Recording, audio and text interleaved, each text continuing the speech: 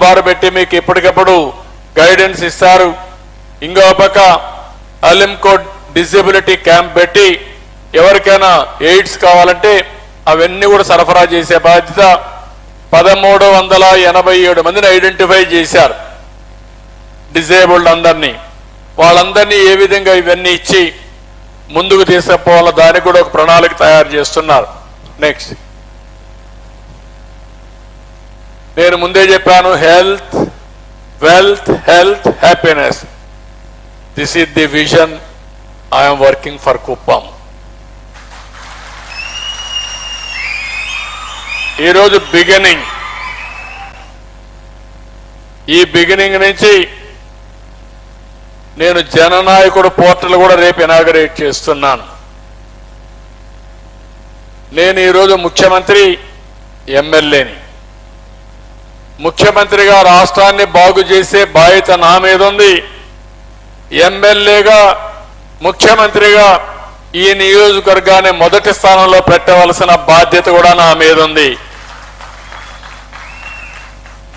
అదే మాదిరిగా జిల్లా పైన కూడా దృష్టి పెట్టవలసిన బాధ్యత నా పైన ఉంది. ఒక నమ్మకం పెట్టారు, ప్రజలందరూ విశ్వసించారు.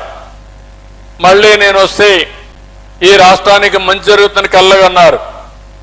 అందుకే మీరు ఒకసారి చూస్తే నేను గాని, జనసేన అధినేత పవన్ కళ్యాణ్ గాని,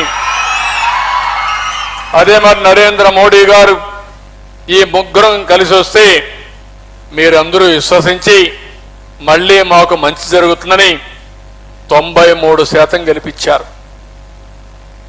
నేను చిత్తూరు జిల్లాలో 7 అసెంబ్లీ సీట్లుంటే 7కు 7 గెలిపించారు.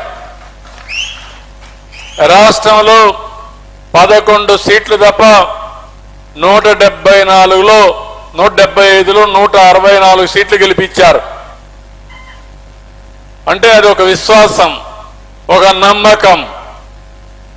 ఆ నమ్మకంతో నేను కూడా చెప్పాను, ఇంత మునుపు ఏ విధంగా చేశానో దానికంటే మిన్నగా ఈ 5 ఏళ్లు చేస్తాను, టెక్నాలజీ ఉపయోగిస్తాను, తద్వారా మెరుగైన ఫలితాలు ఇప్పిస్తానని చెప్పాను.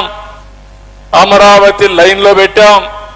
పోలవరం మళ్ళీ డయాఫామ్ వాళ్ళ నుంచి అన్ని కూడా స్ట్రీమ్ లైన్ చేసి కేంద్ర సహకారంతో దాన్ని కూడా ముందుకు తీసుకుపోయాం. పెట్టుబడులు మీరు చూస్తే ఈ 4-7 నెలల్లో దగ్గర 4 లక్షల నుంచి 5 లక్షల కోట్ల రూపాయలు పెట్టుబడులు వచ్చి దగ్గర 5 లక్షల మందికి ఉపాధి కల్పించే పరిస్థితి వచ్చామంటే అది ఈ ప్రభుత్వం పైన ఉండే విశ్వాసం.